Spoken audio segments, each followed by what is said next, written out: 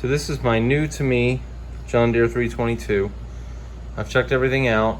The last thing I need to check is the carburetor. It gets fuel to the carburetor, it fires, there's ignition, it turns over, everything is squared away up into the carburetor. So what we're going to do is we're going to disassemble it.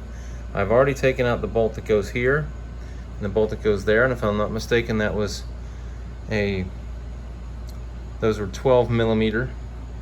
And so now I need to, what I'm going to do is I'm going to take apart this little keeper over here, right here, to release this cable that runs this. This is the choke cable, and then I can finagle that sucker out of there. Okay, I unplug this, which is like the solenoid, I guess, and then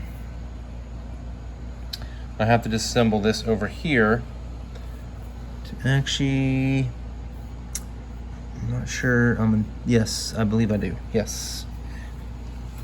Yeah, so that will have to be disassembled right there. And then I think that basically frees me up, and then what's going to be left there is the intake manifold. So, which has the throttle mechanism attached there. So this is a pretty tall carburetor, and it's interesting because the bowl's at the bottom, it's like built in, or it's in the middle. It's in the middle, I can't remember. We'll break it down and then you'll be able to see what's going on, but I'll get this taken off the tractor and then we'll pick it up there. Okay, so the carburetor was off. This was the choke was easy to take off.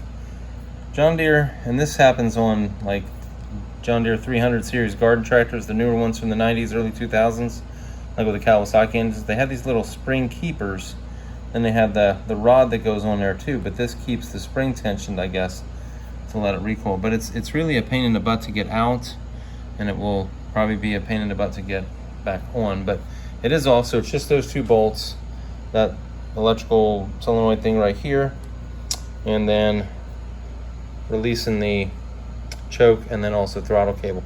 And then there's more throttle mechanism under here, but that's all attached to the intake manifold. So we're not going to mess with that. And what I'm going to do is probably stick like a little thing in there.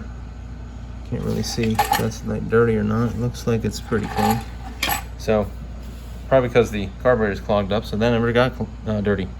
So then here's the carburetor. So we will take it apart. If I remember correctly, it's not particularly complicated. So we'll get into that in a minute here.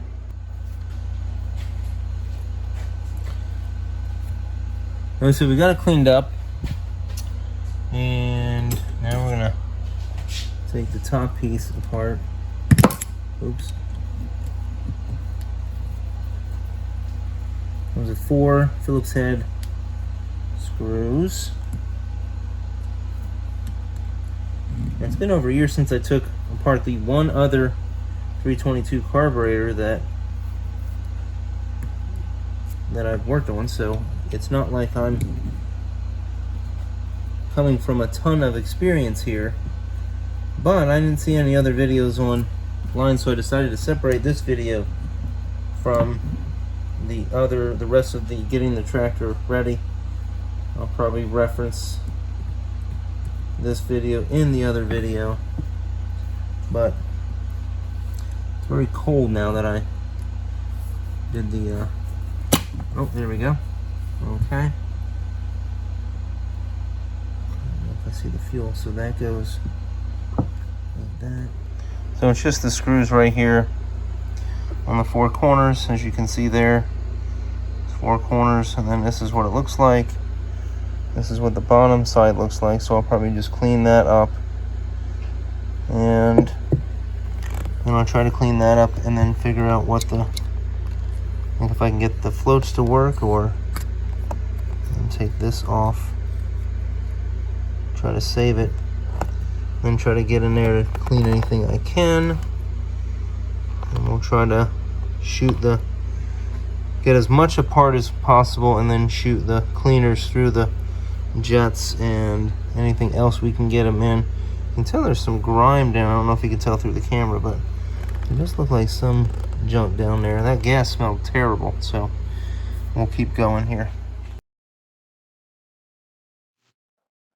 So in this small clip, I'm just cleaning up the jets on the top and the bottom part of the carburetor, and both sprayed pretty nicely after they got cleaned.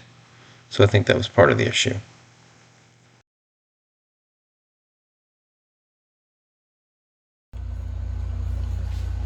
Okay, so I took that screw out right there, holds the float in, so this piece just goes up now, the float.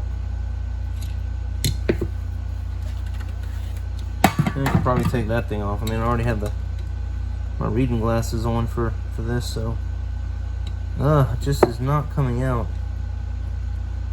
Should lift out of there. It's like it wants to, but it's almost like it's hung up on something. I'll be very careful with the prying on this.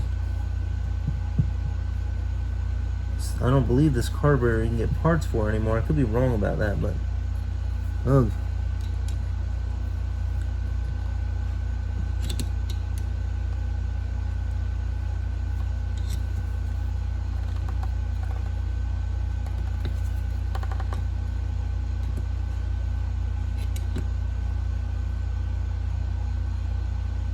There we go, I think, yeah. So it's just, oh gosh, that thing is nasty looking. So that thing is supposed to be, I think, slightly more attractive than that, but that we'll clean that out too.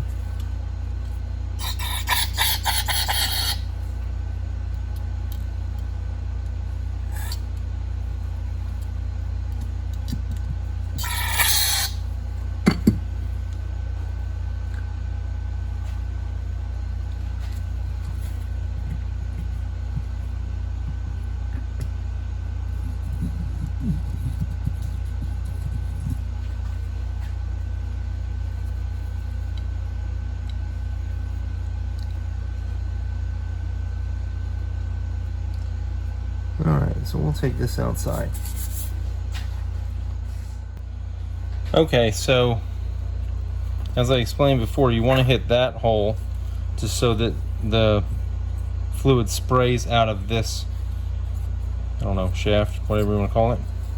So, and also you want to spray in this one right here.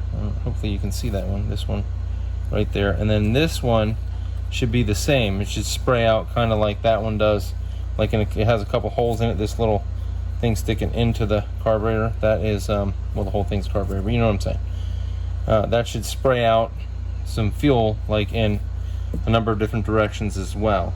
And then I just tried to clean up the bowl and stuff, and then I'll reassemble this. But this is spraying freely, this is spraying freely, so it should, that's all I did with the other one. I mean, I did a general cleaning, and oh, the other thing was I was shooting the stuff into there, and this was like only coming out. It's almost like there's something in there.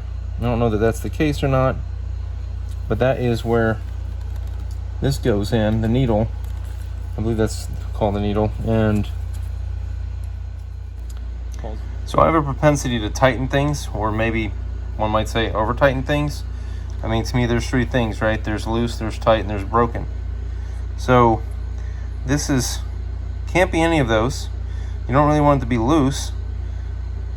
You want it to kind of rotate a little bit, and that's just as loose as I can get it and tight as I can get it to make sure this goes up and down.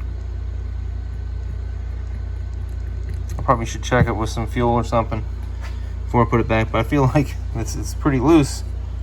I wonder if I could even.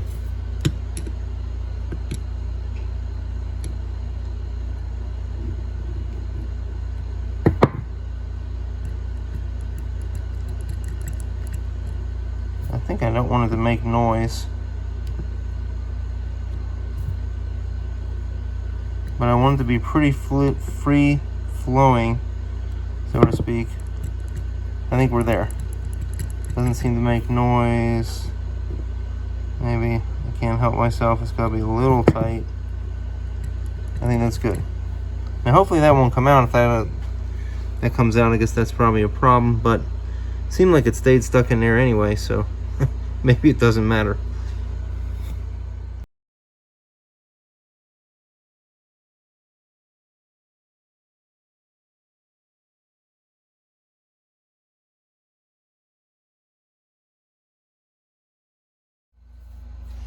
Okay, so I'm a little bit bummed. Got it working, and there was one other thing I wanted to check is the intake right here seemed to be still a little bit clogged up, and I'm wondering if that's my issue. I have not been able to get it to fire off, so I'm assuming that I'm just not getting any in there. We'll find out.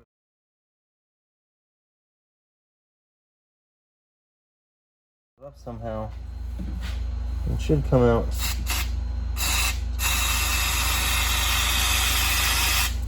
Well, as you can see, I got it started. Throttle's up.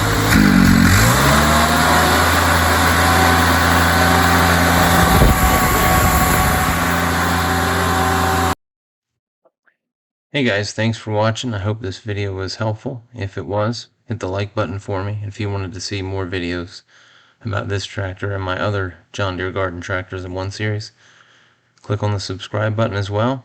Thanks for watching. Have a good night. Bye.